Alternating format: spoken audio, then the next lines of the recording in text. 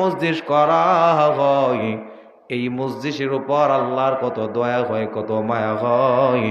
পয়গম্বর বলেন, এই মসজিদটাকে আমার আল্লাহ ইল্লা হাক্কাত হুমুল মালাইকা, রহমতের ফেরেশতা দ্বারা বেষ্টন করিয়া লয়।